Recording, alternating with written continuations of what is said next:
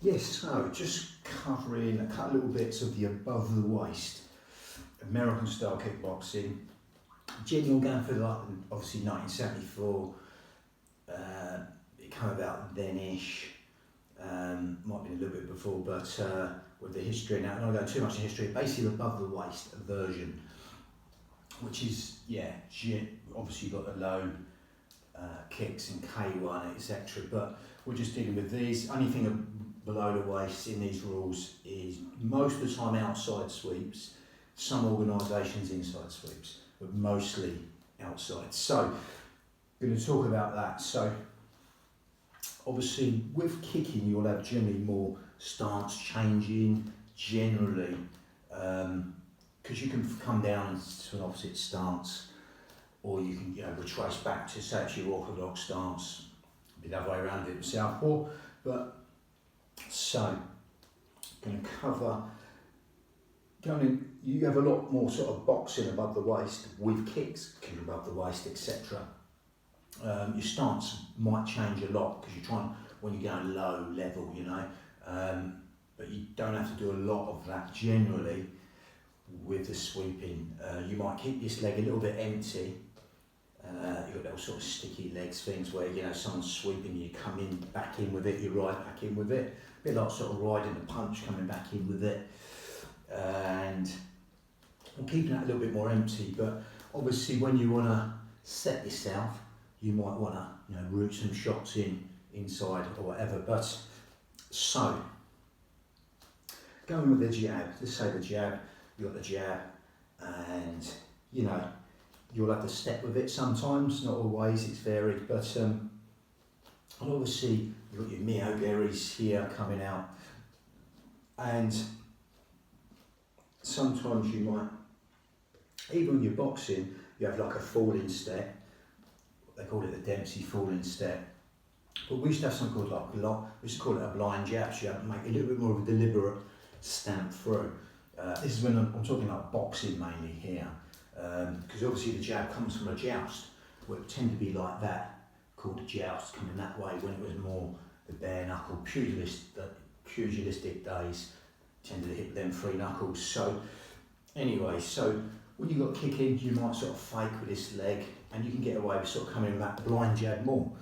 Obviously, the vulnerability is not when you're up here, but when you're down there, getting your legs swept away with a sweep. So if you see that going, obviously you might, you'd be sort of fainting or whatever.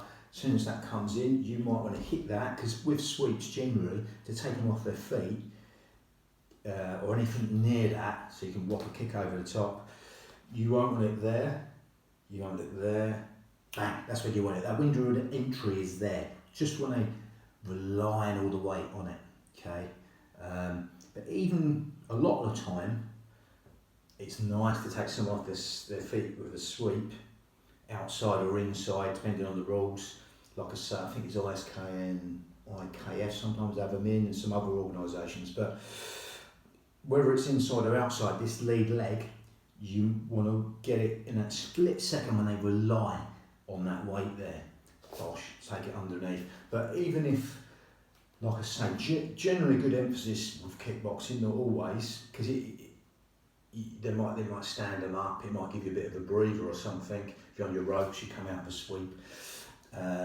But you might want to keep them on their feet so you can throw something else, and their hands, they're all over the show. So even if you're sort of thinking you're not taking off their feet, but you nearly are, okay, there'll be that thin line. You'll want to pop something over the top and catch them in that window of entry as well. So as soon as the leg comes down, they come through, bang, pop. You might want to come back with it. Like I say, obviously here's good, generally barefoot and stuff, but most of the kickboxing's in pads and that, so it might even be a boot, coming back, boot to boot, generally ankle to ankle to sweeps. Again, you're not allowed to calf kick generally, so in the above the waist style, American style. So yeah, that might be something to think about. Like I say, all this you can do when you're doing your moves and your shadow boxing, etc. And like I say, even sometimes if you're sort of waiting for something and it's coming in, you might want to come back and bang, get that philosophy of switching stances and catch that foot. But again, even if it's a strong one, you can whop a foot over the top or hand over the top, capitalise on that sweep. So again, like I say, they're going over even, you can catch them with one or two. So yeah, there's a few things in there to think about, but the stance changing, like I say, you can come down, you see a lot more of it, because like I say, you could say your back rear leg and Miyogiri, you're coming through, you might want to trace it all the way back, or you might want to come down, and like I say, you've got the sort of Dempsey shifts coming in, you know, this sort of stuff. We've got the march, like they call the march in karate. I think Shida used to do it in the MMA, you know, you're coming through here. But a Dempsey shift,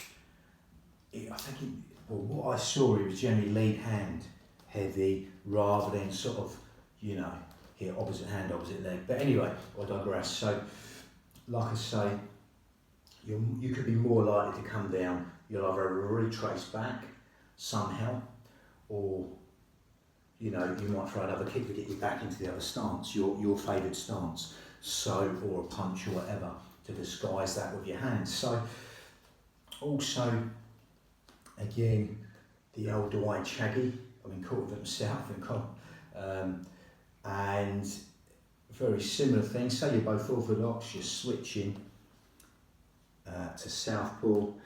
Say they're going to washigeri, so basically roundhouse going to come at you. You can come close, because generally the washigeri, basically the roundhouse, would bring me more into their range. You know, it's not really defensive. Kick like, say, Miyogiri, straight kick, or Yokogiri, but they can be used the other way also.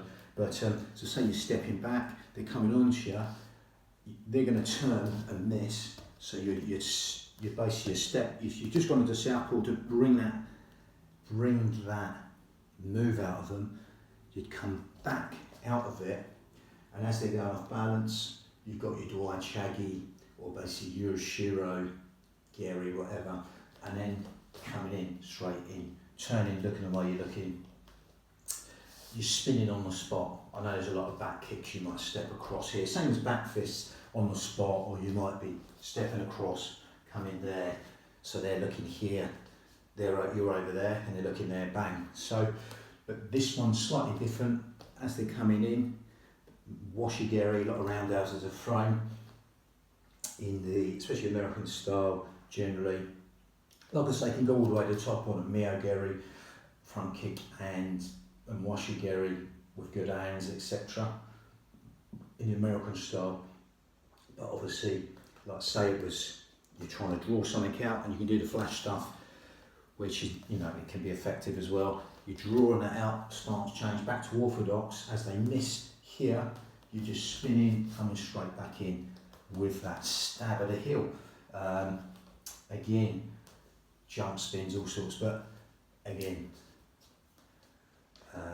depends on how good you are at that move, but you'd have to practice it on the pads and maybe just visualise. Like I say, a lot of it's just visualising stuff going on in your training scenarios, in shadowboxing, and obviously on the bags, etc. But again, a few things to thought. It's a bit about more stance changing, like say that rear leg, you're coming all the way through. Again, you might think you're going to land and they just move out of range. You might want to plant that back. But obviously even then, I'm open to that inside sweep or outside sweep. You know, if they catch me in that window of entry. So again, it's going from here and then bang, you know, there. So I might want to trace that back to here. But a few things just for thought to think about there. And I'm just going more into the above the waist stuff really, tactics, that sort of stuff to think about. And yeah, a massive on using your vision, your sort of imagery in your shadow boxing, whatever it is, combat sport you're doing, in with what you're doing, giving it that kinetic feedback, kinesthetical even feedback. So basically feeling, you know, so you might want to do that with a very light drill, with a, you know, trying a partner, sparring partner, just drill something about 20%, because you know sometimes when it's, you know, a lot of percent, you can't get things right, and then take up the percentage of how much you're putting into that move, as it were, with each other on an agreement, really. So you might make a try that at 20%, and then just suss it out, the move. But you can put it on the bag, that imagery, when you haven't got an opponent, and in your shadow boxing, so you can produce it on the night with that kinesthetic feedback. It's good generally. So if you're drilling with a partner, you can take that away, how that feels, to your shadow boxing when you're on your own. Because obviously visual, you need all them senses going to draw that in. And like I say, yeah, so again, I'll go too deep into that, going more into the psychology, which I'll probably put on another video. Bang.